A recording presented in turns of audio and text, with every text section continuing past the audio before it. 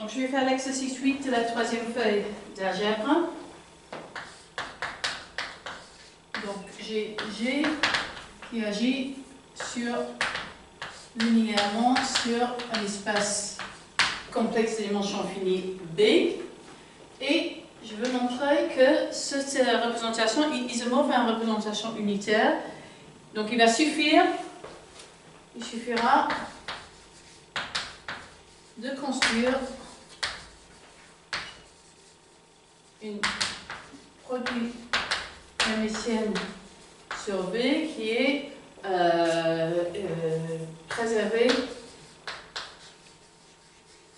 par rho de G pour tout G dans G. Et on va utiliser l'astuce de Weil. On pose soit voilà un produit hermitien et on pose donc le nouveau produit scalaire que je vais noter donc avec un G, V, W, G qui est la somme sur toutes les G dans G de produit hermitien de G sur V avec G sur W et lui est invariant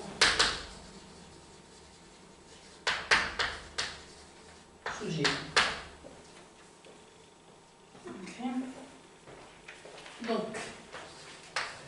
Donc maintenant, soit V, une représentation unitaire, et on va dire que W dans V est une sous-représentation.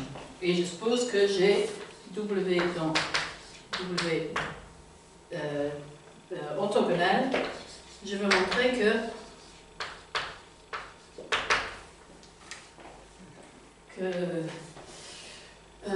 montrer que pour toute V dans W et pour toute G dans G, l'action de G sur W avec V est égale à 0. Et mais, on a que G W V est égal à G moins 1 addition sur G, addition sur W, G moins 1 de V, donc c'est W, G moins 1 V, qui est égal à 0. Pourquoi est-ce que c'est égal à 0?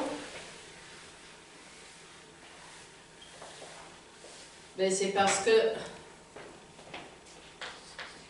G moins 1 de V est dans W, puisque cet ensemble a été stable sous l'action de G et W est contenu dans l'orthogonal. Et donc, ce que j'ai, c'est que GW est égal à 0 pour tout V dans W, et donc G addition sur W est contenu dans l'orthogonal.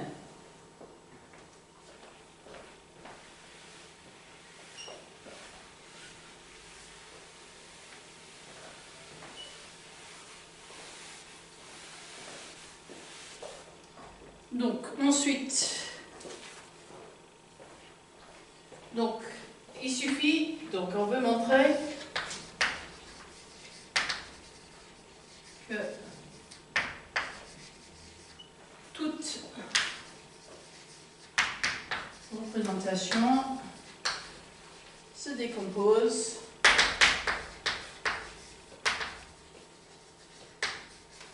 comme une somme directe de toutes les représentations de dimension finie. Comme une somme directe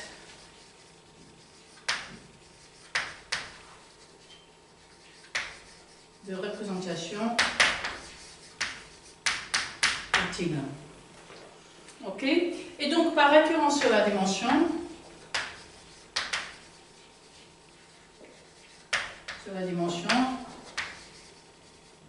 il suffira de voir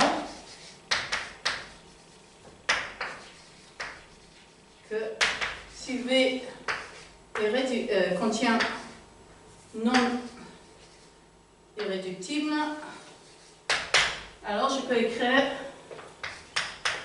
V dans la forme W1 somme directe W2 avec W1 et W2 des sous-représentations non triviales.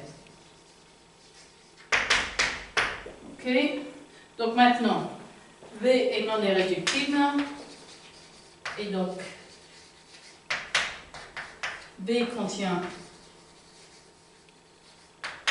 une sous-représentation W qui est non triviale et donc V, je vais l'écrire comme W plus l'orthogonale de W convient. Donc je suis en train de dire que si je prends une représentation de dimension finie, soit elle est irréductible, soit je peux la casser en deux morceaux qui sont chacun des sous-représentations non triviales de dimension strictement plus petite.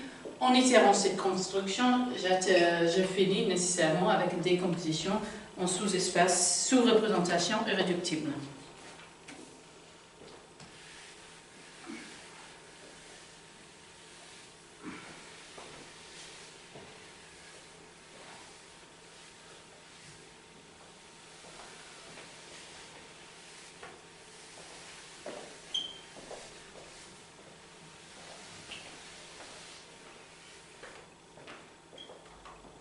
Ensuite,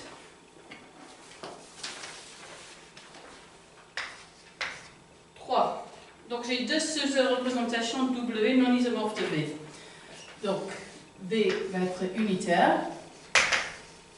Je peux supposer unitaire, je peux toujours trouver un produit hermitien que je peux mettre en V sur V qui le rend unitaire. W est une sous-représentation et W orthogonale également une sous-représentation.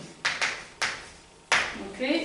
Ceci m'implique que si je prends pi W qui est la projection orthogonale sur W qui va de D sur W est un morphisme de représentation. Quand en effet, si j'ai V égale à W1 plus W2, celui-là étant dans W et celui-là étant dans W transposé, ça implique que donc,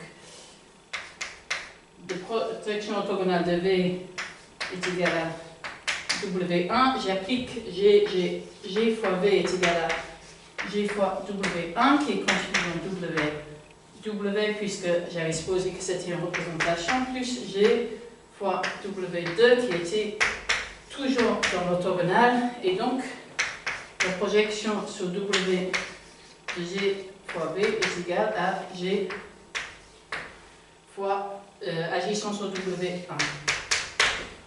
Ok? Et donc en particulier, si je fais la restriction de cet morphisme de représentation à la représentation W', est un morphisme. Et c'est un morphisme entre espace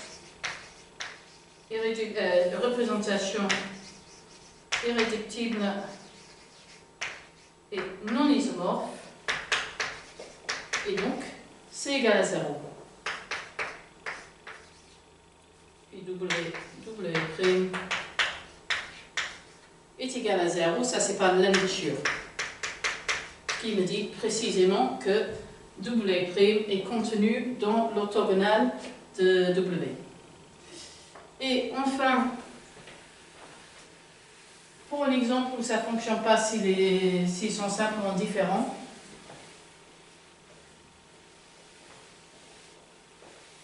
je vais prendre la représentation triviale sur C2.